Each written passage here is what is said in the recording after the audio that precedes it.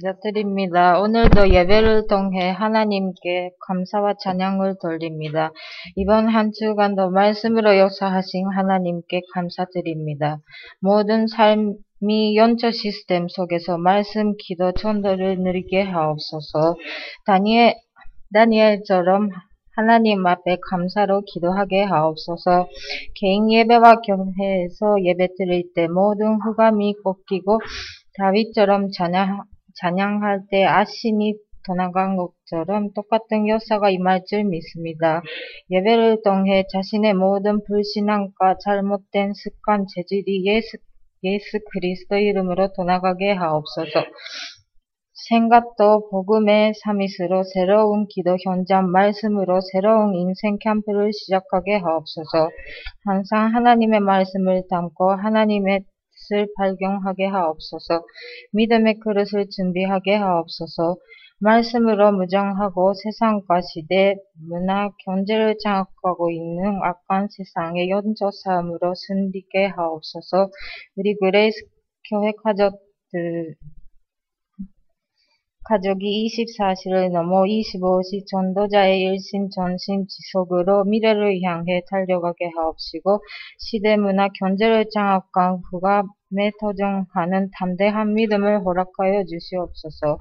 로마서 16장 인물처럼 연세전에 감추어진 것을 찾고 이 복음 때문에 생명 거는 가치를 알고 완전 복음에 오딩하는 준직자 산업인대 문안뜻 선도가 되게 하옵소서.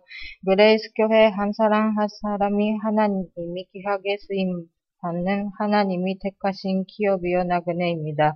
그리스도의 확신을 굳게 붙잡고 교회와 목사님, 지역, 시대, 문화, 경제를 살린 비밀 결사대로 하나님을 기쁘게 하는 전도자로 쓰임받게 하옵소서.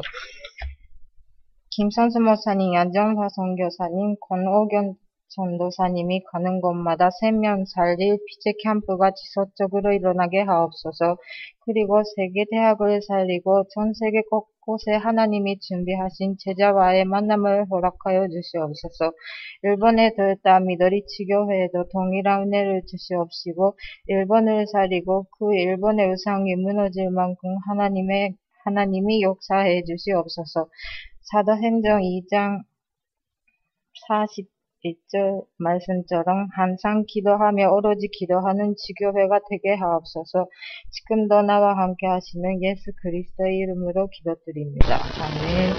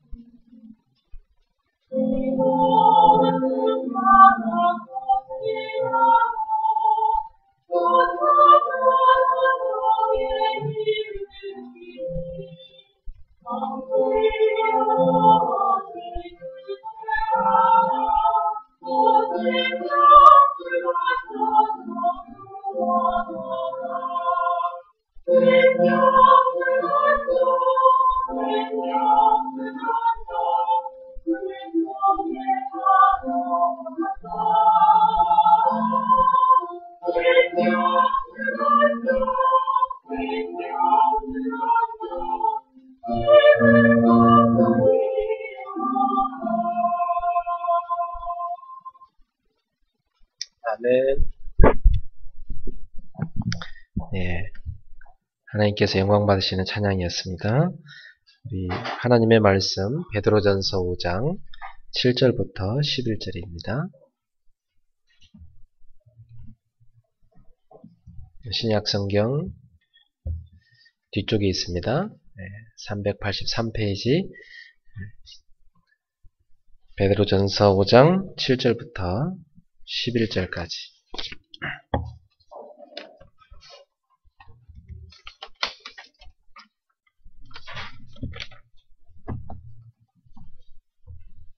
우리 한 목소리로 같이 함께 합독하겠습니다. 너희 염려를 다 주께 맡기라. 이는 그가 너희를 돌보심이라. 근신하라 깨어라. 너희 대적 마귀가 오는 사자같이 돌아다니며 삼킬 자를 찾나니 너희는 믿음을 굳건하게 하여 그를 대적하라. 이는 세상에 있는 너희 형제들도 동일한 고난을 당하는 줄을 알미라. 모든 은혜의 하나님 곧 그리스도 안에서 너희를 부르사 자기의 영원한 영광에 들어가게 하시니가 잠깐 고난을 당한 너희를 친히 온전하게 하시며 굳건하게 하시며 강하게 하시며 털을 견고하게 하시리라. 권능이 세세에 무궁하도록 그에게 있을지어다. 아멘. 네, 저는 오늘 고통을 해결하는 길이라는 제목으로 하나님 말씀을 증거하겠습니다. 고통. 아이들이 어머니 뱃속에서 태어날 때 방긋방긋 웃으면서 하하하 웃으면서 태어난 애가 있습니까?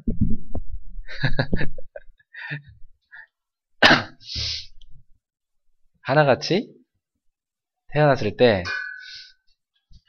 숨을 딱 처음에 쉬는 그 순간 응애 응애 하고 울죠. 네. 인생은 사실 태어나면서부터 고통이 시작돼서 이 땅 떠날 때까지 고통이 계속되는 게 인생입니다. 고통의 바다를 항해하는 게 인생이다. 그렇게 볼 수 있습니다. 제가 일주일 동안 내내 현장에 다니면서 이 집 저 집 또 이 사무실 저 회사 또 이 학교 저 학교 뭐 여러 군데 일터를 다니면서 사람들을 만나서 하나님 말씀을 증거하고 또 그들의 고통을 해결할 수 있는 길을 전하는 일을 하고 있습니다. 저는 일주일 동안 다 만나는 사람들이 다 고통당하는 사람들이에요. 그러니까 가끔씩은 좀 이렇게 얼굴이 밝게 펴진 사람 좀 보고 싶을 때 한 번씩 있습니다. 가면 제가 만나러 가면 다 한숨만 쉬는 사람만 있어가지고 항상 제 속에는 그들을 위한 기도가 나오게 되죠. 제가 집에 가면 아파트가 저희가 19층에 살거든요. 밑을 쭉 내려다보면 내부 순환도로가 이렇게 쭉 지나갑니다. 그 도로 가운데 밤에 이 가로등 불빛이 쭉 있죠. 그리고 많은 차들이 오가고 또 마을에는 곳곳에 빨간 십자가도 보이기도 하고 저는 하루 일과를 마치면 집 앞에 그 복도에서 아파트 복도에서 가만히 밖을 내려다보면서 야경을 보면서 빛을 생각합니다. 어두운 세상에 저 가로등이 비추고 있구나. 주님, 저 가로등 빛처럼 어두운 세상에 불빛을 비출 수 있는, 생명의 빛을 비출 수 있는 제자를 세우게 하소서. 그 제자들이 모여있는 그 땅을 살릴 지교회들이 곳곳에 서게 하소서. 그러면서 여러분 얼굴을 쭉 떠올리고요. 또 성도들의 고통, 또 제가 현장에서 만난 제가 돕는 많은 사람들의 고통을 떠올립니다. 그러면서 기도하죠. 하나님, 고통 속에 있습니다. 저 사람들 도와주세요. 하나님이 은혜를 주세요. 하나님이 저들을 형통케 해주세요. 이렇게 기도를 합니다. 목회자인 저도 문을 열고 들어가기 전에 문 앞에서도 기도합니다. 하나님, 전도자의 가정에도 고통이 있습니다. 주님이 이것을 해결해 주세요. 하고 기도하고 들어갑니다. 고통이 없는 사람은 단 한 명도 없을 거라고 생각됩니다. 사람은 이 땅에 태어나면서부터 고통이라는 것을 계속 맞닥뜨리게 됩니다. 그럼 어떻게 하면 이 고통을 우리가 해결할 수 있는가? 오늘 그 답을 여러분이 꼭 깨닫고 승리하셔야 되겠습니다. 성경에 이런 말씀이 있습니다. 날이 개일 때가 있고 비가 올 때가 있다. 밤이 올 때가 있고 또 낮이 오기도 한다. 추울 때가 있고 따뜻할 때가 있다. 이렇게 계절이 시간표 따라 온다는 걸 성경은 얘기하고 있습니다. 여러분도 다 알고 있는 사실이고요. 살면서 인생은 기쁠 때가 있고 슬플 때가 있고 즐거울 때가 있고 괴로울 때가 있고 이게 계속 반복되는 걸 볼 수가 있습니다. 그럼 우리가 그것을 잘 적응해서 승리할 수 있어야 돼요. 우리가 오늘 그 답을 꼭 찾아야 됩니다. 너무나 고통스러워해서 제 마음으로 그 고통 때문에 저도 잠 못 이룰 때도 있어요. 너무나 힘들어하는 사람을 만나보면 그 사람을 위해서 밤새도록 기도가 나오기도 하고요. 어떤 사람은 자기가 죽을 것 같다고 자기가 좀 너무 죽을 것 같아서 목사님한테 연락을 했다고 그러면서 한밤중에 전화 온 사람도 있고 또 카톡이 밤에 와서 밤새도록 대화하는 사람도 있습니다. 자기 옆에 지금 자살하려고 약을 갖다 놨다고 자기가 목숨을 끊으려고 하는데 목사님과 대화를 좀 하고 인사라도 하고 가려고 지금 그래서 그 사람과 밤새도록 대화하다가 이 사람이 이제 답을 찾고 또 새로운 삶을 살게 돼요. 그래서 많은 사람들이 새로운 삶을 살게 됐습니다. 꼭 자살만이 고통에서 벗어나는 거라고 착각하기 쉽죠. 우리나라의 많은 지상인들도 자신의 고통을 해결하기 위한 탈출구로 자살을 선택하는 경우가 많잖아요. 참 안타까운 사실인데 성경을 제대로 알면 그게 얼마나 끔찍한 범죄인지를 알 수가 있습니다. 자살은 고통을 끝내는 것이 아니라 영원한 고통, 더 큰 고통 속에 들어가는 길입니다. 그 자살할 용기가 있으면 그 용기 갖고 사는 것이 훨씬 낫습니다. 자, 여러분 인생을 살면서 지금까지 살아온 동안 죽고 싶다는 생각을 해본 적이 다 있을 겁니다. 근데 여러분 지금까지 이렇게 살아오셨습니다. 다 하나님의 은혜인데요. 지금까지 괴롭게 살아오신 분들 계시다면 오늘부터 그 괴로움을 이겨내는 비밀을 누리며 살았으면 좋겠어요. 자, 모든 사람은 나름대로 다 고통을 안고 있습니다. 그러나 하나님께서 창조하신 원래의 사람은 사실상 영원한 행복을 누리며 살도록 창조되었습니다. 원래의 사람. 오늘 우리의 모습과 다르죠.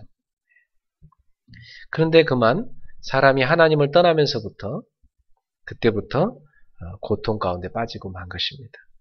하나님은 구원받은 저와 여러분이 이런 고통에 있기를 원치 않습니다. 하나님은 여러분을 그 고통에서 건져내기 원하십니다.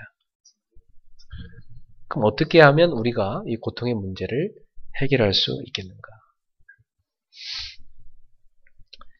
자, 첫 번째로 이 사람에게 온 고통의 시작과 끝을 알아야 됩니다. 그러니까 고통이 어디서 오게 됐고 어디로 가는가? 창세기 3장을 자세히 읽어보면 창세기 1, 2장에는 없던 단어가 등장합니다. 수고와 땀과 또 고통, 죽음 이런 단어들이 등장하기 시작해요. 그것은 인간이 하나님을 떠나면서부터 그때부터 인간에게 고통이 시작됐음을 성경은 알려주고 있습니다. 그럼 언제까지 이 고통은 계속되는가? 하나님께 돌아올 때까지 계속됩니다. 하나님께 돌아오지 않으면 인생은 사는 것 자체가 고통의 연속이요 지옥입니다. 그리고 이 땅을 지옥처럼 살다가 이 땅을 떠나는 날 누가복음 16장 19절 31절에 보니까 지옥이 있는데 영원한 고통인 지옥에 떨어지게 되는 것입니다. 자, 그러니까 이 고통이 왜 왔는가? 이 고통은 정리를 해보면 창세기 3장에 나온 대로 하나님을 떠나서 그것을 성경은 뭐라고 말합니까? 죄라고 얘기합니다. 에베소 2장 1절 허물과 죄로 죽었다 그랬어요. 인간이 영적으로 죽어버린 겁니다. 하나님 떠나면서부터 영적으로 죽어버려요. 그러니까 오직 사람 뭐만 남죠? 육밖에 안 남아요. 오직 육체의 소용만 남았어요. 사람들은 모든 관심이 다 육적인 겁니다. 이 육 자체는 죄악에 길들여진 몸이기 때문에 계속 인간을 어디로 끌고 갑니까? 죄로 끌고 갑니다. 그리고 인간을 죄로 끌고 가도록 유혹하는 자가 있는데 요한복음 8장 44절에 보니까 그 존재를 거짓의 아비 마귀라 성경이 이렇게 얘기하고 있습니다. 이 마귀는 돼지를 공격하거나 소를 공격하거나 닭을 공격하지 않습니다. 이 마귀는 사람을 공격합니다. 그래서 사람을 살인하는 자다 이렇게 예수님께서 말씀하셨습니다. 그리고 이 마귀의 주특기는 거짓말, 곧 속이는 것입니다. 속이는 영입니다. 눈에 보이지 않죠. 근데 요 사단에게, 요 마귀를 사탄이라고 하는데 요 사탄에게 속아서 결국 최초의 인간이 타락하게 됐고 인간은 날 때부터 그 최초의 인간 아담으로부터 물려받은 원죄를 갖고 태어나게 되고 그 원죄에서 나오는 죄성으로 인해서 또한 끊임없이 죄의 유혹 가운데 빠지게 되는데 그 죄를 갖고 인간을 유혹하여 넘어뜨린 자가 사탄입니다. 그래서 여러분이 이 땅에 살아가는 동안 꼭 참고할 것이 세 가지가 있습니다. 인생은 살아가는 동안 끊임없이 죄악의 유혹이 우리한테 오는구나. 그리고 인생을 살아가는 동안 끊임없이 우리를 공격하는 원수가 있구나. 그게 사탄이에요. 그로 인해서 인간에게는 끊임없이 생각 속에 하나님에 대한 불신앙이 계속돼서 하나님을 떠나게 되는구나. 요 문제로 인해서 인생은 계속적으로 영적인 문제가 오게 되고 하나님이 아닌 우상을 섬기게 되고 그로 인해서 정신적인 고통과 또 가정과 또 인간관계 그리고 경제 그리고 질병 이런 육신의 고통으로 시작이다가 그 모든 고통을 후대한테 그대로 대물림하고 결국 죽어서 영원한 지옥에 떨어지는 것이다. 이게 하나님을 떠난 인생에게 있는 계속되고 있는 고통입니다. 지금도. 이걸 여러분 알고 계셔야 돼요. 사람들이 이걸 모르니까 지금도 그 속에서 계속 헤매고 있는 것입니다. 그래서 사도행전 10장 38절에 보니까 예수님이 두루 다니시며 선한 일을 하셨는데 많은 연약한 사람들을 도와주셨죠. 슬픔에 있는 사람들을 위로하시고 치유하시고 이런 착한 일을 하셨습니다. 그러면서 이런 표현이 나옵니다. 예수께서 마귀에게 눌린 모든 자를 고치셨다. 이런 표현입니다. 예수께서 성령과 능력을 기름 부음 받아가지고 가는 곳마다 마귀에 눌린 자들을 고치셨다. 자, 그 표현대로 이 땅에는 지금 마귀에게 눌려 사는 인생이 수두룩한 것입니다. 그럼 어떻게 하면 이 고통을 해결할 수 있는가? 그것이 오늘 우리의 숙제입니다. 그러면 여러분 보세요.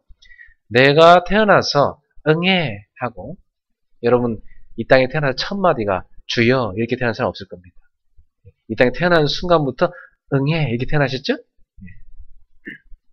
그때부터 쭉 살아온 동안 여러분 자신의 의도와는 상관없이 쉴 새 없이 인생에게 고통이 막 오기 시작했어요. 그쵸?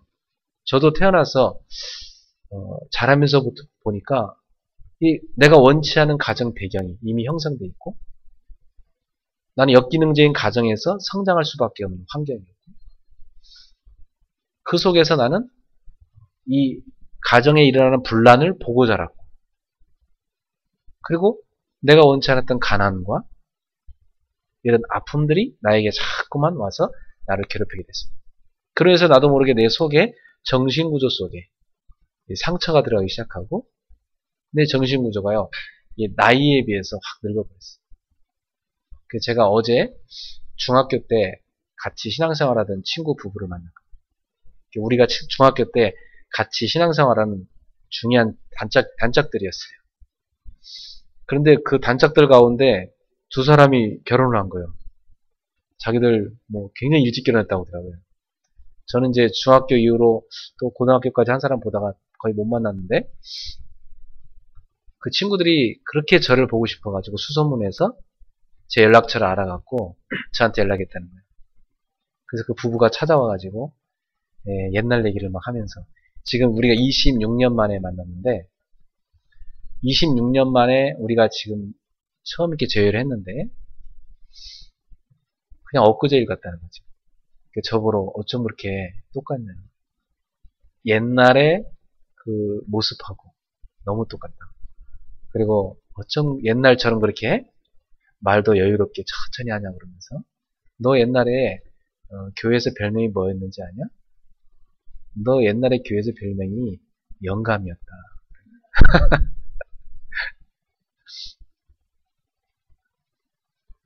신학교 때 별명은 원로 목사였어요. 또 한 친구는 걔는 신학생인데 담임 목사라고 그랬고. 그러니까 내가 그 한 친구가 그래요. 그때 사실 너는 우리랑 이렇게 정신 연령 이런 게 잘 안 맞았다는 거예요. 제가 그럴 수밖에 없었어요. 저는 어릴 때 그런 역기능적인 가정에서 자라면서 이 머릿속으로요, 많은 고통에 대해서 그 고통에 대해서요 해결하려고 많은 생각을 했어요. 왜 우리 가정에 이런 고통이 왔고 내가 왜 이런 속에 살아야 되고, 그거에 대한 고민을 엄청 했어요, 제 어린 나이 때. 그러다 보니까 저는 일찍이 어릴 때 고통이란 걸 심하게 겪어봤기 때문에 정신적으로 그냥 확 늙어버린 거예요, 나도 모르게. 그러니까 내 친구들 또래 만나면 너무 애들이 너무 어려 보이고 그래요. 제가 지금도 저랑 친한 사람들이 다 저보다 10년 연상들입니다. 제가 친한 목사님들이나 주변에 저랑 이렇게 대화가 잘 되는 분들이, 선교사님들이나 이런 분들이 다 저보다 10년 연상, 저희 형님 나이 또래들이에요.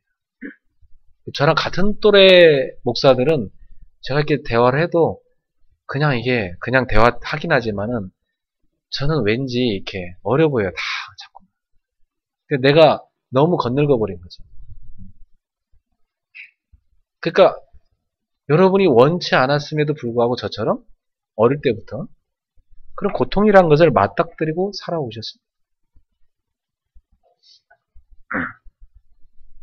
그런데 우리가 고통이라는 것을 몇 가지로 나눠본다면, 제가 생각을 해보니까 살아온 동안 그래, 이해가 되는 고통이 있었어요. 이해가 돼요. 아, 그래, 이런 고통이 이해가 된다. 그래, 우리 뭐 부모님이 영적 문제가 많아서 이랬겠구나. 이해되는 거 있습니다. 그래서 우리 가정에 문제가 왔을 수밖에 없고, 이렇게 했구나. 그런 것들이 이해가 되고, 또 어떤 사람들이 이렇게 싸우는 거 보면 이해됩니다. 아, 저 두 사람은 서로 대화가 너무 안 되는구나. 그래서 이렇게 싸우는구나. 공부는 엄청 많이 했습니다. 네. 대학원까지 나오고, 뭐, 네? 사회적 지성인이고, 근데 대화가 안 돼요. 부부끼리. 한 사람은 아프리카 말하고 있고, 한 사람은 저기 러시아 말하고 있고, 같은 한국 사람인데 서로 안 들려요.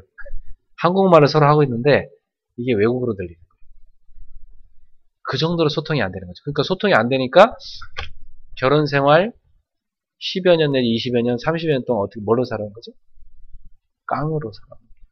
네, 결혼 생활 내내 깡으로 살아. 약착같이 참으면서. 참다 보니까 어떻게 되죠? 자기 속이 다 문드러졌대. 너무 많이 참아갖고. 이 다 문드러져가지고 이제 막 몸에까지 병이 올 정도. 근데 이제 그게요, 더 이상 못 참게 해서 자기도 모르게 그냥 폭발해버렸다. 남편은 당황스럽죠. 되게 순종적이고 살림 잘하던 아내인데 갑자기 폭발해갖고 막 말도 거세지고 막 대들고 막 그렇게 나오니까 얼마나 당황스럽겠습니까. 그 남편들이 그래요. 제 아내가 옛날에 안 그랬습니다. 굉장히 착했습니다. 참 착한 사람이었어요. 근데 어느 순간 그렇게 바뀌어버렸어요. 그러면서 남자들이 당황스러워요. 그건 당연히 올 수밖에 없는 문제입니다. 그런 건 이해되죠, 우리가. 그죠? 이해가 됩니다. 이해가 되는 고통이 있어요, 세상에는. 그런데 이해 안 되는 고통이 있어요. 여러분 그럴 때 없었어요? 정말 이해 안 되는 고통이 있어요. 아니, 왜 저 사람이 저렇게 하나님 잘 믿고 저렇게 하나님을 위해 살려고 하는 저 사람이 왜 순교를 당해야 됩니까? 왜 저렇게 하나님 잘 믿는 사람이 왜 저렇게 고통을 당해야 됩니까? 이해 안 될 때 있죠.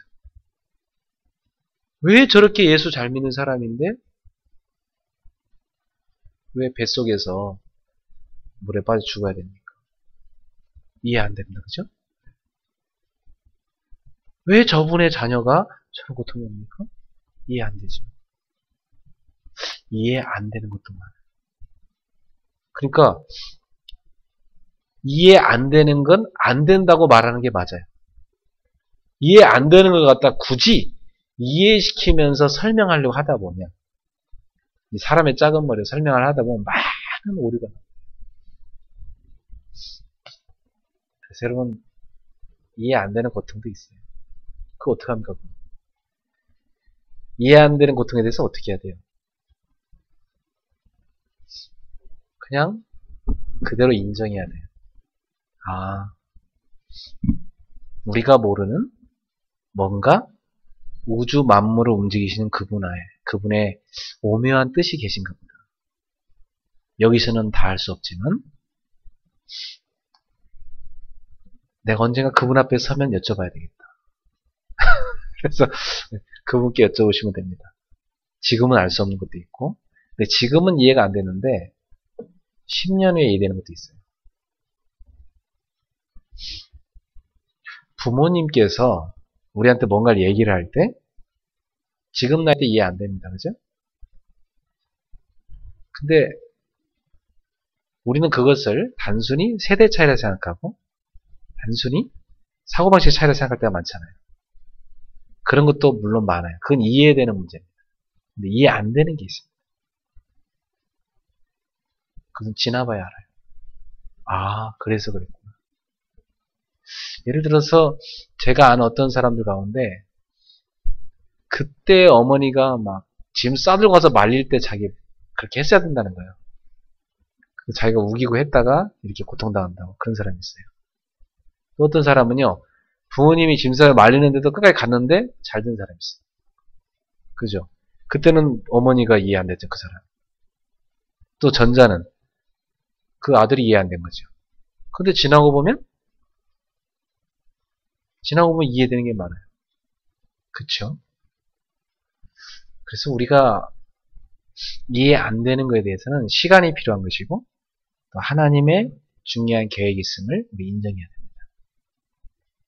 그 이해 안 되는 것도 지금 가서 막 따지고 막 들면 굉장히 서로 괴로워요. 여러분, 인간은 하나님 앞에 겸손해야 돼요.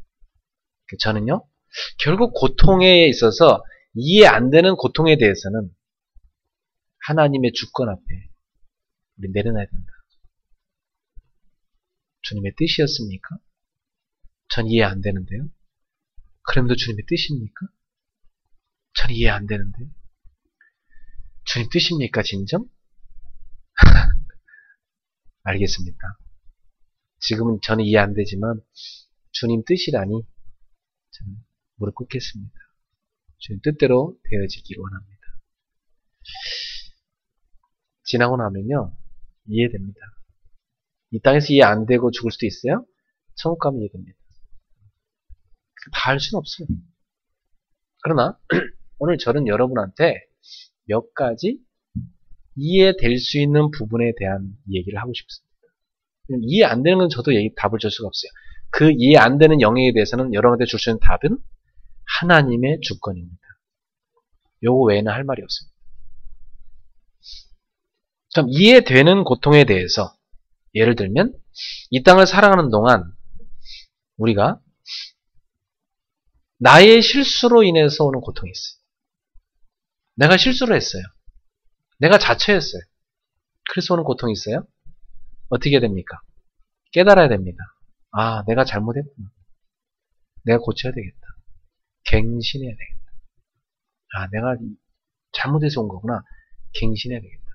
그러면 그건 굉장히 중요한 여러분이 발전할 수 있는 발판이 됩니다. 사실은 그 실수는 여러분이 평생을 살아가는 동안 실수해야 될 것을 한 가지 줄인 거랑 똑같아요. 그리고 저는 아이들이 실수한 거에 대해서 그렇게 야단치지 않습니다. 실수한 거니까. 우리 아이가 뭔가를 이렇게 팍 엎질렀어요. 너무 안타깝게도. 그렇지만은 야단치지 않았어요. 왜? 애가 실수한 거니까. 그리고 그걸 같이 치우면서 야, 네가 실수해서 이거 깨진 거 아니냐. 그래서 그걸 제가 그 유리를요 하나하나 쓸어 담으면서 다시는 이 실수했는데 네가 왜 이 실수를 했냐면 이렇게 주의를 기울이지 않아서 그런 거냐. 다음에는 이걸 통해서 배우고 실수하지 않도록 노력해라. 그러면서 그걸 다 쓰다듬어서 제가 담을 건 담고 버릴 건 버리고 이렇게 다 해줬어요. 근데 그 실수에 대해서 아이가 자기 실수를 인정하지 않고 계속 우기면 안 되죠. 여러분 살아가시면서 자기 실수로 인해서 자기 착각으로 인해서 자기가 너무 지나치게 한 걸로 인해서 또 자기 직무유기에서 온 실수에 대해서는 우리가 정직하게 인정하고 자기를 갱신하셔야 됩니다. 근데 그렇지 않으면 다른 사람들한테 고통을 주는 거예요. 그리고 여러분 거기서 갱신하면 많은 성장이 이루어지고 다시는 그 실수를 번복하지 않게 됩니다. 두 번째, 우리가 살아가는 동안 왜 고통이 옵니까? 나는 죄를 짓고 싶지 않았는데 이 마귀라는 놈이 자꾸 죄를 짓도록 나를 유혹합니다. 그죠? 계속 유혹을 해온단 말이에요. 근데 고린도전서 10장 13절에 보면 신자에게 오는 유혹은요 다 감당할 수 있는 만큼 온대요. 욥에게 온 고통도 욥이 감당할 수 있는 고통이었어요. 아브라함도 그랬고 바울도 그랬고 그들에게 온 시험거리, 그 마귀의 유혹들은 다 그들이 감당할 수 있으니까 하나님이 주셨던 거예요. 사실은 가인도 아벨을 돌로 쳐 죽였습니다마는 그 가인이 아벨을 죽이기 전에 분명히 죄를 다스리는 하나님의 음성이 들렸습니다. 이 가인에게도 그걸 감당할 수 있는 유혹이었어요. 근데 가인이 그만 하나님의 말씀 붙잡지 않고 결국 마귀의 유혹을 따라갔기 때문에 시기심에 잡혀서 동생을 죽였던 거죠. 여러분 우리는 살아가면서 이렇게 죄를 범합니다. 그죠? 그 죄를 범하는데 그 죄 범하는 것이 다요. 다 감당할 수 있는 건데 우리가 그 마귀의 유혹을 물리칠 수 있는 건데 우리가 하나님을 붙잡지 않고 우리가 그 마귀의 유혹을 물리치지 않고 우리 스스로가 타협해서 그 죄에 빠져들어간 것입니다. 그러므로 사실은 죄에 대한 궁극적 책임은 사단은 그 다음이고 우리 자신한테 있습니다. 왜냐하면 감당할 유혹만을 하나님이 허락해서 사단이 우리를 와서 유혹한 거거든요. 하나님의 허락 없이는 사단이 우리를 와서 유혹할 수가 없어요. 욥을 유혹할 때도 하나님의 허락을 받고 가서 했습니다. 그러면 우리에게 어떤 유혹이 왔을 때, 어떤 시험거리에 다가왔을 때 우리는 하나님의 허락해서 이런 게 나한테 왔구나. 내가 이길 수 있다고 하나님은 이걸 허락했구나. 그럼 우리 믿음으로 그걸 이기셔야 됩니다. 만약 우리가 졌을 경우는 어떻게 해야 됩니까? 빨리 회개하는 게 좋습니다. 회개라는 건 뉘우치고 빨리 돌아오는 겁니다. 가다가 잘못된 길을 가는 것 같다. 그럼 빨리 돌아오는 게 상책이지, 잘못된 길로 뿌득뿌득 우기고 계속 가면 나중에 돌아올 수 없습니다. 너무나 많은 실패를 겪고 돌아옵니다. 너무나 많은 고통을 겪고 돌아옵니다. 그때 되면 굉장히 후회가 되죠. 많은 시간을 허비했고, 그죠? 많은 것을 낭비했어요. 사랑하는 성도 여러분, 여러분한테 있어서 사탄이 주는 유혹으로 인해서 여러분이 죄를 범하여 오는 고통이 있거든. 여러분이 빨리 돌이켜서 회개의 영을 받으시고 주 앞에 돌아오셔서 그 길을 돌이키기를 축원합니다. 그리고 여러분이 할 수 있거든. 주님을 의지하여서 영적 무장을 힘입어서 늘 깨어 기도하심으로 여러분 속에 말씀이 늘 무장되어 있으므로 여러분이 믿음으로 이기시길 바랍니다. 세상을 이기는 건 뭐예요? 의인들이, 하나님을 믿는 의인들이 세상을 이기는 이김이 무엇이냐? 믿음이니라고 그랬습니다. 우리는 오직 의인은 믿음으로 말미암아 살리라. 우리 믿음의 사람들은, 우리 신자들은 믿음으로 이기셔야 됩니다. 그러나 우리는 연약하기 때문에 주님은 우리 연약함도 체휼하시는 분입니다. 그래서 우리가 뉘우치고 돌이킬 때는 그건 우리를 받아주십니다. 사랑하는 성도 여러분, 여러분이 고통을, 이해되는 고통들이 있습니다. 이 부분에 대해서 여러분이 빨리 해결하는 방법을 지금 몇 가지 얘기했습니다.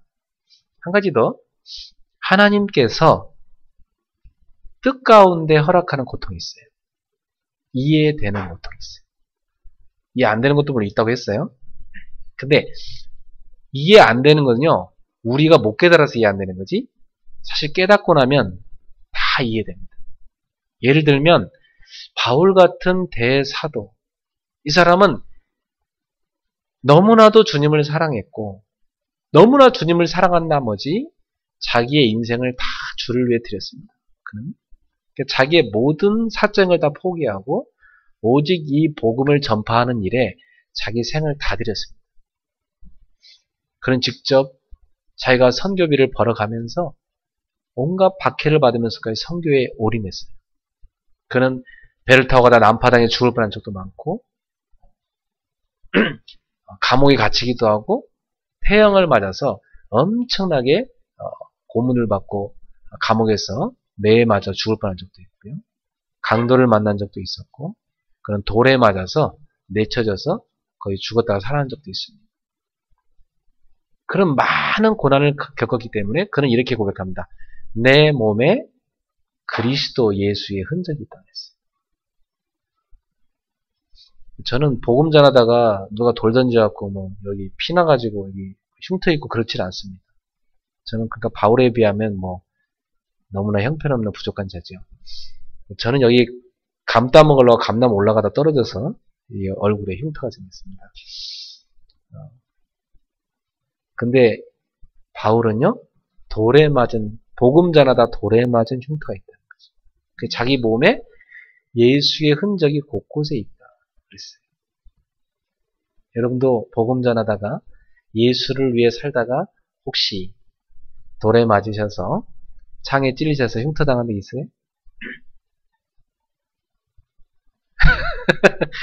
네, 우리 권사님 옛날에 교통사고 나왔고. 자, 어쨌든 여러분이 복음을 전파하시다가 그렇게 몸에 많은 흔적을 그렇게 많이 갖고 있지는 않을 겁니다. 근데 바울은 자기 몸에 예수의 흔적이 있다. 그렇게 예수를 위해서 생을 걸고 다 드린 바울인데 예수님이 얼마나 그 바울을 사랑하시겠습니까? 너무나도 사랑하시는 제자였어요.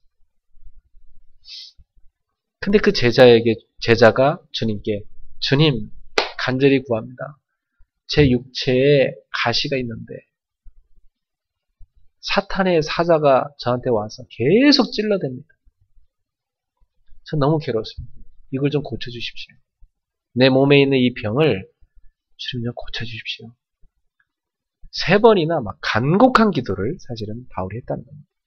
근데 바울이 3번 기도하거나 깨달았대요. 주님의 음성을 들었어요. 내 은혜가 내게 족하도다. 나는 이미 너한테 은혜를 다 줬다. 더 줄 은혜가 없다.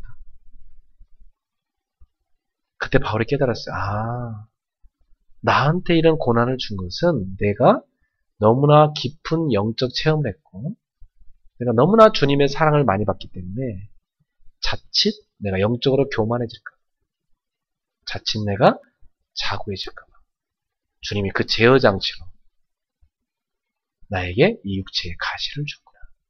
이걸 깨달았어요. 하나님의 뜻을 깨달은 거죠. 자기 고통에 대해서 하나님 뜻을 깨달은 겁니다. 여러분, 내게 와 있는 고통에 대해서 하나님의 뜻을 깨닫는 순간 그것은 고통이 아니라 뭐가 되죠? 선물이 됩니다. 고통이 아니라 그것은 축복이 됩니다. 그래서 바울은 그 고통에 대해서 감사했습니다. 이렇게 고백합니다. 내가 약할 때 강함이라. 나의 연약함 그 가운데 하나님의 능력이 머물게 하려 함이라. 바울이 약하기에 그는 하나님의 능력이 너무나 필요한 사람이었습니다. 그는 끊임없이 하나님에 대해서 갈망할 수밖에 없는 사람이었습니다. 그의 연약함으로 인해서 그에게 나타난 갈망은 곧 그에게 은혜요 축복이었습니다.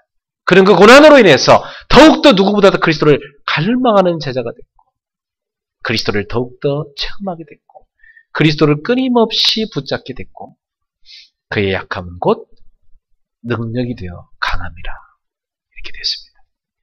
그래서 그는 순교하는 그날까지 그리스도를 위해서 살았고 끊임없이 자기를 쳐서 그리스도께 복종시켰습니다. 끊임없이. 그래서 그는 이렇게 고백합니다. 갈라디아 2장 10절에 내가 그리스도와 함께 십자가에 못 박혔나니 그런지 이제는 내가 산 것이 아니요 내 안에 그리스도께서 사신 것이라. 나는 죽고 없도다. 내 안에 그리스도가 살아계시다. 이제 내 인생을 그분이 이끌어가신다. 그리스도의 십자가에서 내 모든 고통은 다 끝났다. 내가 그분과 함께 죄투성이었던 나는 같이 못 박혀 죽었다. 예수님의 십자가에 죄악투성인 나는 예수님과 함께 못 박아 죽었고 그 죄인인 나는 이미 없어졌고 내 안에는 그리스도가 살아계셔서 나는 이제 새 사람이 되었다. 이제 의인으로서 거듭난 것입니다. 그게 바울의 고백이었습니다. 사랑하는 성도 여러분, 여러분한테 있는 고통 가운데 하나님의 뜻을 발견하지 못하여서 여러분한테 그게 고통인 것이 있습니다. 그러나 오늘 여러분의 바울처럼 하나님의 뜻을 발견하기만 한다면 오늘 여러분에게 있는 건 고통이 아니고 그것은 여러분에게 축복이 될 것입니다. 그것은 여러분에게 바울처럼 자랑거리가 될 것입니다. 하나님이 내게 주신 영광이로구나. 내가 그리스도를 위해 고난받을 수 있다는 거 영광이구나. 그렇게 여러분은 그 고통에서 벗어나게 된 것이고 그 고통을 무릎 꿇게 하고 정복하는 것입니다. 그래서 사도 바울이 이런 고백을 합니다. 고린도전서 15장에 사망아 네가 쏘는 것이 무엇이냐. 사망이 우리를 아무리 쏘아대도 우리를 이길 수 없습니다. 사망은 이미 그리스도께 정복당했습니다. 다시 말하면 고통은 이미 그리스도께 정복당했습니다. 그리스도의 십자가는 인간의 고통과 사망을 완전히 정복한 놀라운 사건이었습니다. 십자가를 붙잡는 순간 우리는 고통에서 벗어납니다. 십자가를 붙잡는 순간 여러분은 두려움에서 벗어납니다. 여러분은 부활의 영광을 입게 된 하나님의 자녀인 것입니다. 오늘 여러분 가운데 하나님의 뜻이 발견되고 있지 않은 게 있다면 깨닫기를 주님의 이름으로 축원합니다. 우리는 내 생각에 너무 잡혀 있습니다. 내 생각. 내 생각하고 어떤 사건하고 딱 부닥치면 우리는 당황하기 쉽죠. 그러나 그것에 대해서 내려놓으세요. 내가 미처 깨닫지 못한 것을 주님은 계획하고 계시구나. 내려놓는 순간 그분은 합력하여서 선을 이루어 가십니다. 그러나 만약 우리가 내려놓지 않고 그분의 뜻을 붙잡지 않는다면 우리는 내 생각에 잡혀서 그 사건에 빠져버립니다. 그럼 결국 불신앙에 빠지게 되어 있습니다. 그 불신앙은 우리를 낙심으로 끌고 갑니다. 기도할 힘도 빠지게 만들어요. 기도할 힘도 없습니다. 주님을 바라볼 마음조차도 없어지고 불신앙이 완전히 포로가 됩니다.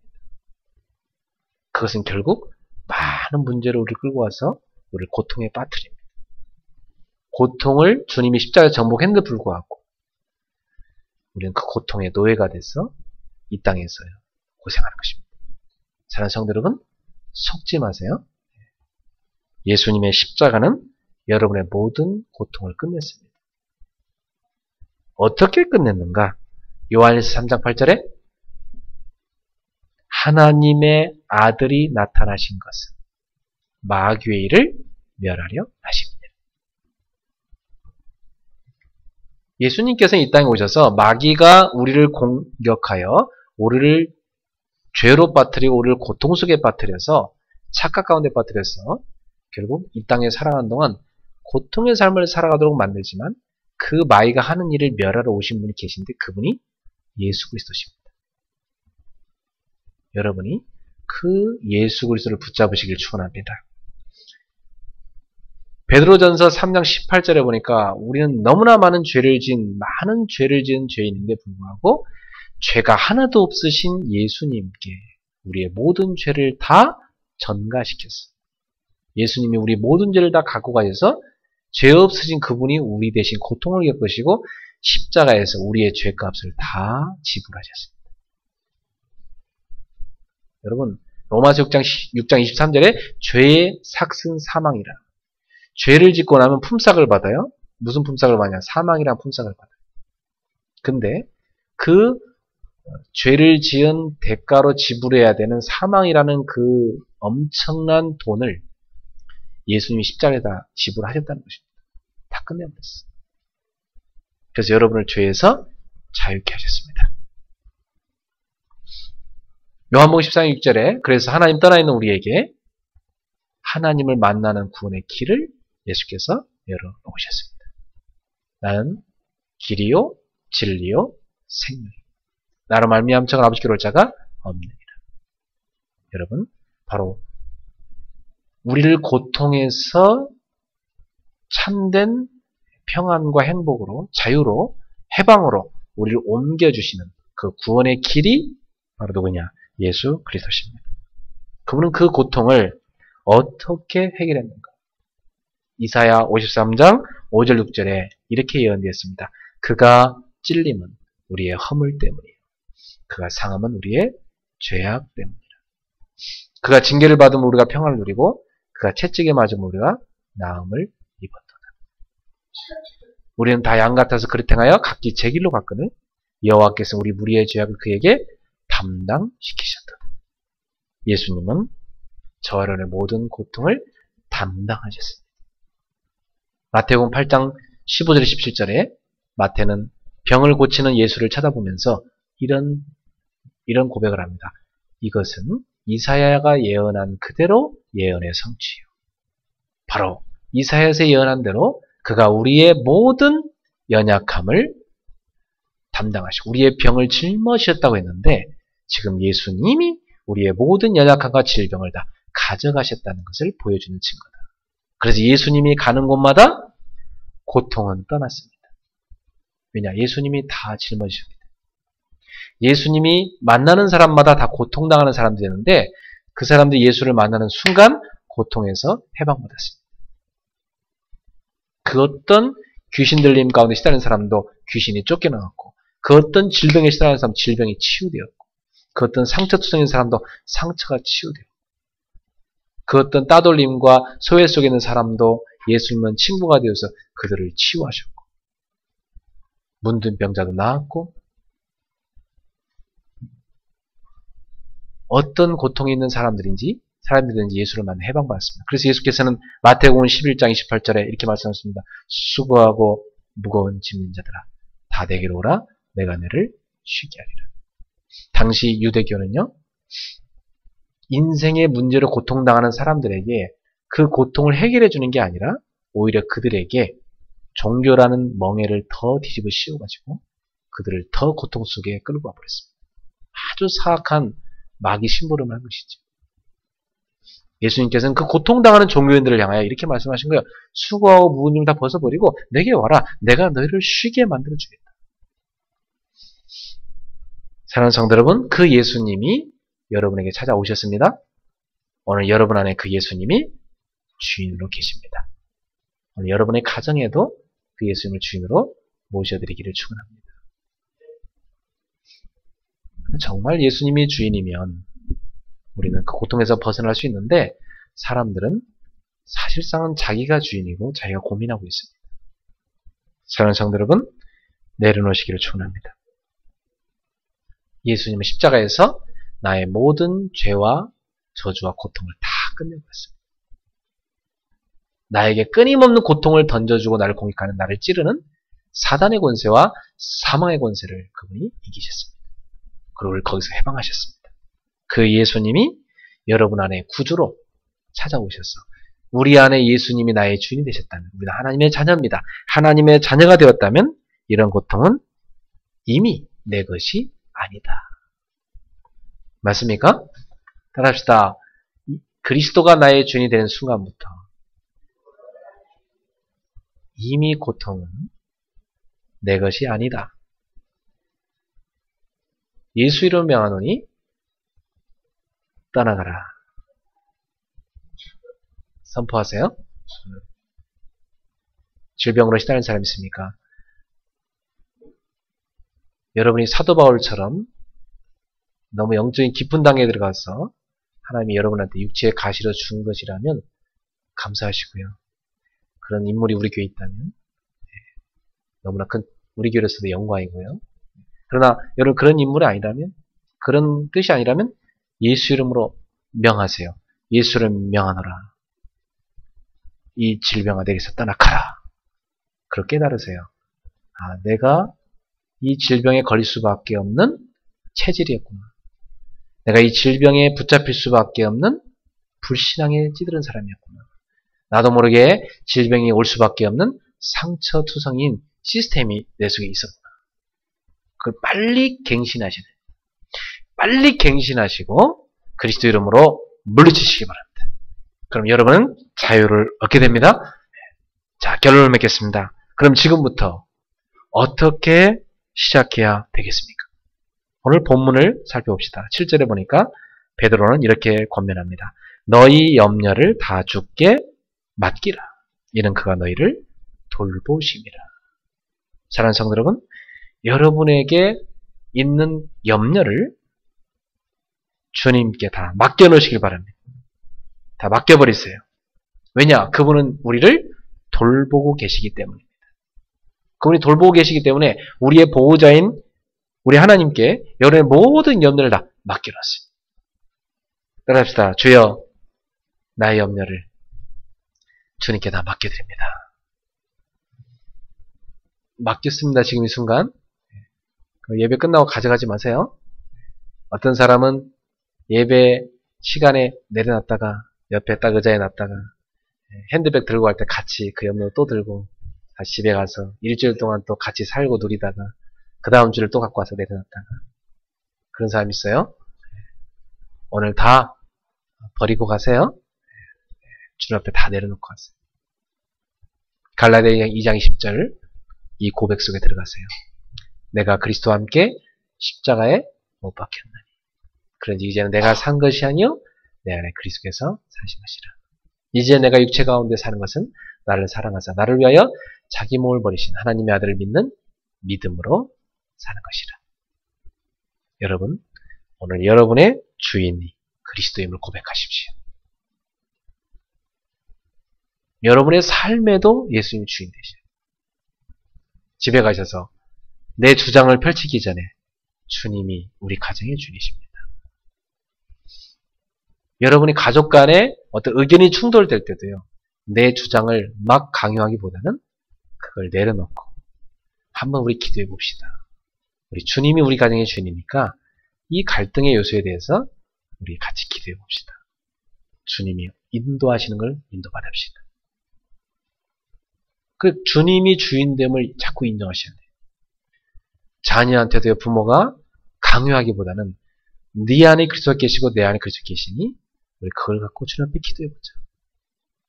부부간에도요, 남편의 뜻만 아내한테 강요할 게 아니라 당신 안에도 그리스도 계시고 내 안에도 그리스도 계시니 우리 주님 앞에 같이 무릎 꿇고 기도해보자.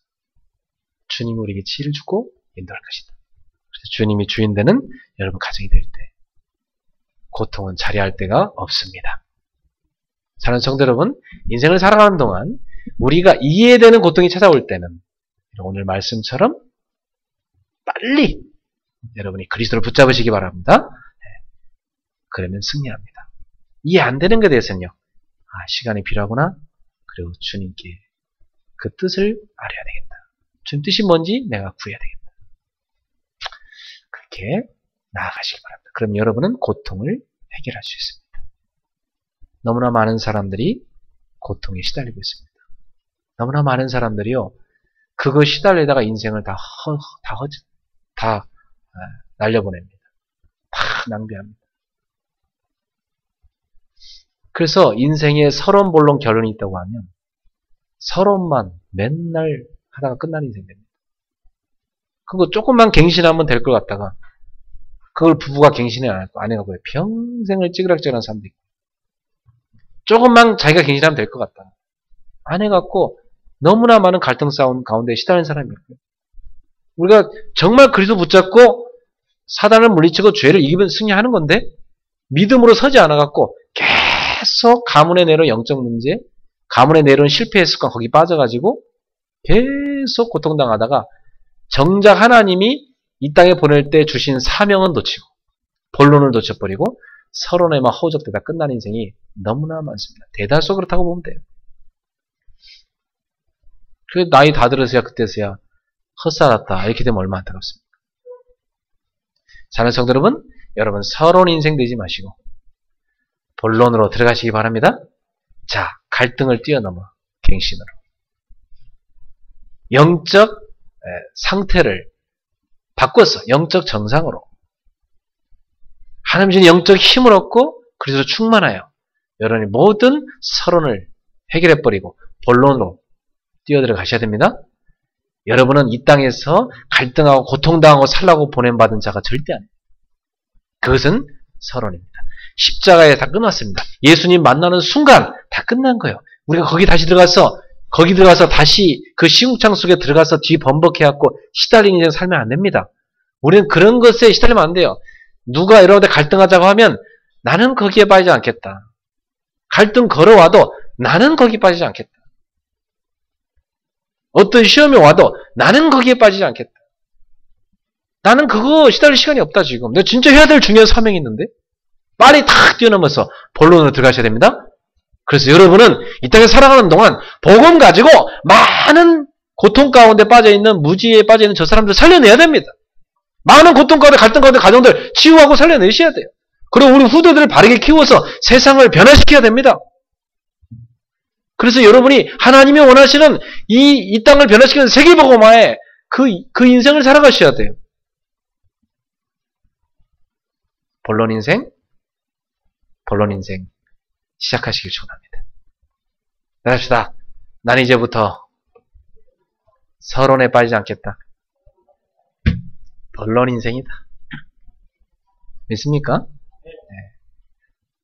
생각이 중요합니다. 오늘 말씀 붙잡기를 축원하고 하나님 음성 듣기를 축원합니다. 네. 기도합시다. 하나님 감사합니다. 고통을 해결하는 길, 오늘도 그리스도와 그리스도의 주인됨을 인정하고 또 그리스도를 붙잡고 믿음으로 사는 것임을 깨닫게 하심을 감사합니다. 오늘 우리 성도들이 염려를 주께 다 맡겨버리게 하여 주옵소서. 근신하라 깨어라 너희들 중 마귀가 우는 사자가 두드러나는 3길자를 찾고 있다고 했습니다. 이제 믿음을 굳건하게 하여서 마귀를 대적하여 승리하게 하여 주시옵소서. 이 땅에 많은 그리스도인들도 고난을 당하고 있습니다. 그러나 우리들에게도 그 고난이 찾아올 때 우리는 믿음으로 고난에 하나님의 계획을 깨닫고 승리자가 되게 하여 주시옵소서. 예수님의 이름으로 기도합니다. 아멘. 네, 제가 결론을 얘기하다 말았는데 8절에 9절에 마귀를 믿음으로 이기라는 것이고 또 10절에 믿음으로 그 고난을 이기라는 하나님의 말씀 붙잡고 여러분 승리하길 바랍니다. 자, 우리 찬송가 272장 찬양하며 주님께 예물 드리겠습니다. 272장입니다.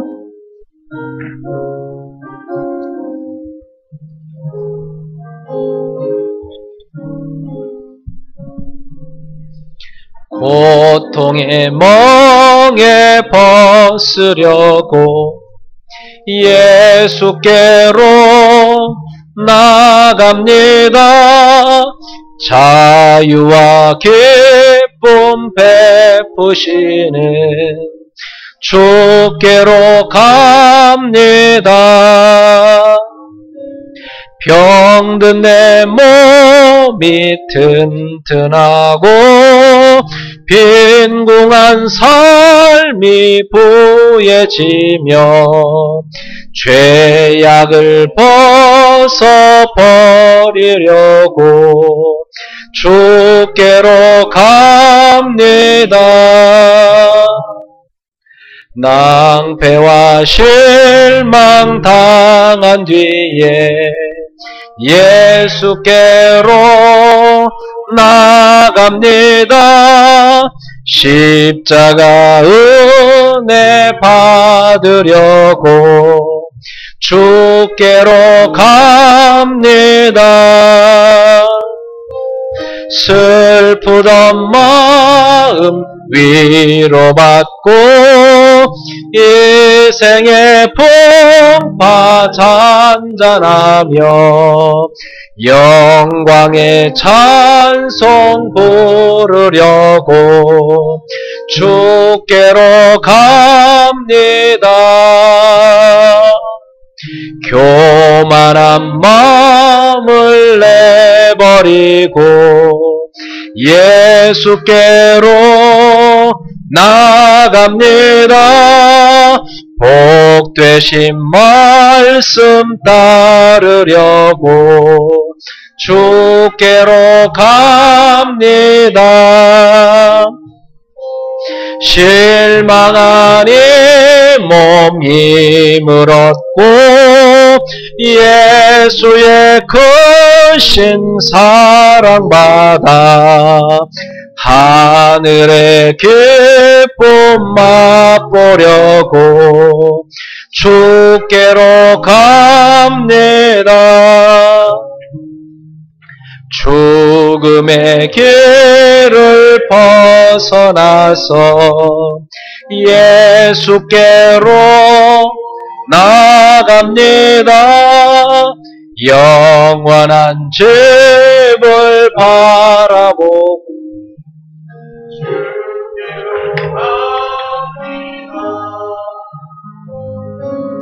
멸망의 포구헤어 나와 평화의 나라 다다라서 영광의 주를 배우려고 주께로 갑니다.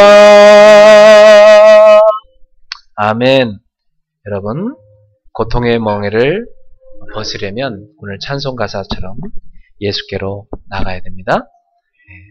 모든 염려를 주께 맡겨버리셔야 됩니다. 그리고 마귀가 우리를 끊임없이 공격하고 있는데 믿음을 굳건하게 해서 이기셔야 됩니다. 많은 신앙인들이, 우리의 선배들이 그 영적 싸움의 승리자가 되었습니다. 오늘 여러분들도 믿음을 굳건하게 하여 믿음으로 영적 싸움에 승리하셔서 고통을 오히려 여러분이 벗어나고 주님을 누리기를 주의로 축원합니다. 이 시간에 우리 주신 말씀 붙잡고 주여 나의 고통을 주 앞에 내려놓습니다. 주님 붙잡습니다. 믿음 붙잡습니다. 우리 같이 기도하겠습니다. 하나님 아버지 은혜를 감사합니다. 우리가 원하든 원치 않든 인생에 찾아오는 수많은 고통에 대하여 오늘 우리는 하나님의 중요한 뜻 가운데 또한 이 땅에 살아가는 동안 우리의 죄로 인해서 또 사단의 공격으로 인해서 우리의 실수로 인해서 찾아오는 고통들에 대한 답을 오늘 얻었습니다. 고통 속에 하나님의 뜻을 먼저 찾게 하시고 그 속에서 내가 갱신할 것과 우리가 주님을 놓쳤던 것을 깨닫고 주님을 붙잡고 또한 우리가 믿음으로 승리할 수 있도록 인도하여 주시옵소서. 오늘 고통을 해결하는 참길 되신 그리스도 예수께로 나아가는 우리 성도를 되게 하옵소서. 수고하고 무거운 모든 짐을 인생의 고통을 주 앞에 나아가서 내려놓게 하시고 주님 주신 참 자유를 참된 치유를 얻는 그리스도의 사람들이 되게 하여 주옵소서. 오늘도 십자가에서 우리의 모든 고통을 해결하신 그리스도를 붙잡게 하시고 그리스도로 충만하게 하시고 그리스도의 능력으로 능히 승리하게 하옵소서. 이 땅에 고통당하는 많은 사람들이 서론에 빠져 있습니다. 하나님 우리가 서론 인생을 넘어서서 세상을 살릴 수 있는 본론 인생을 살게 하여 주시옵소서. 고통에 대한 답을 주는 삶을 살게 하여 주옵소서. 그래서 이 땅에 고통나는 많은 사람들을 살리는 전도자로 살게 하여 주옵소서. 주님을 찬양합니다. 우리 성도를 승리하게 하여 주옵소서. 예수 그리스도 이름으로 기도합니다. 사랑하는 아버지 하나님 은혜를 감사합니다. 알게 모르게 인생에 닥쳐오는 고통에 대하여 당황할 때가 많지만 오늘 하나님의 귀한 말씀을 통해서 고통을 해결하는 길을 알게 하심을 감사합니다. 우리는 고통이 찾아올 때 주님께로 나아가게 하옵소서. 그리고 그 고통을 허락하신 주님의 뜻이 무엇인지를 구하게 하소서. 이것이 우리에게 유익함이 되기 위하여 주께서 우리에게 은혜를 주신 것이라면 감사하게 하시옵고 우리가 행여나 실수해서 온 것이라면 갱신하게 하시옵고 우리가 행여나 사단의 유혹을 못 이겨서 죄에 빠짐으로 해서 온 것이라면 회개하고 또한 믿음으로 사탄을 물리치고 승리하여 이 고통에서 벗어나게 하옵소서. 우리 성도들이 이번 주에 주신 이 말씀 붙잡고 이제 서론에서 넘어서서 본론으로 들어가는 인생 되게 하옵소서. 많은 사람들이 인생에 찾아온 고통에 대해서 그저 해결하려만 하고 원인을 알지 못하고 하나님의 뜻을 깨닫지 못하고 살아갑니다. 그래서 결국 서론에서 허우적대다가 인생을 마칩니다. 그러나 오늘 우리 귀한 전도자들은 서론을 넘어서서 본론으로 들어가 이제 고통에 빠져있는 많은 사람들의 답을 주고 그들의 고통의 해결의 길인 그리스도를 전하여 사람들을 살려낼 수 있는 전도자로 살게 하옵소서. 예수님의 이름으로 축복하며 기도하옵나이다. 아멘.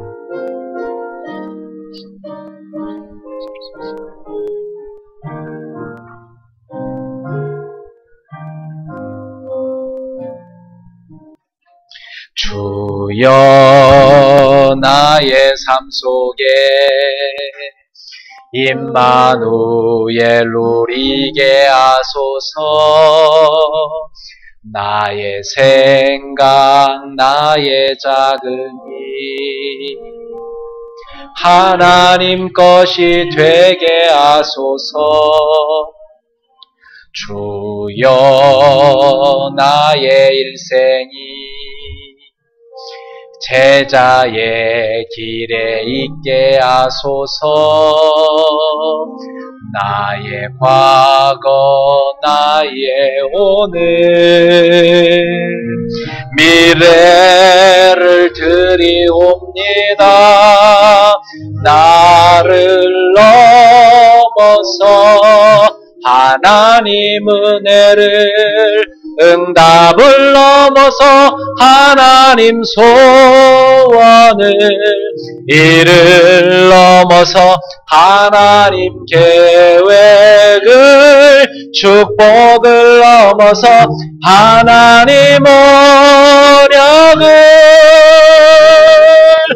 인간 사랑을 넘어서 하나님 사랑 오게 하소서 오게 하소서 렘넌트 시대를 보배한 서게 하소서 하나님께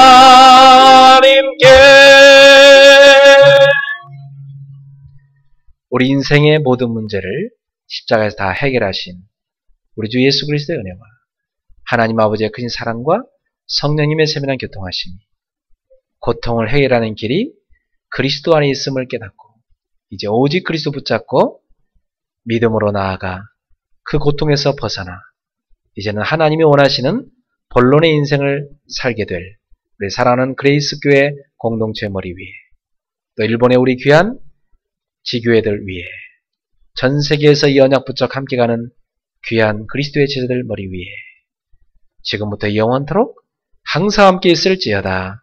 아멘. 주여 감사합니다. 영원한 되시옵소서. 오늘도 주의 말씀 생취되게 하시옵소서. 그래서 모든 그리스도로 모든 고통에서 벗어나게 하시고 이제 고통을 해결해주는 전도자의 생활을 살게 하옵소서. 본론 인생을 살게 하옵소서.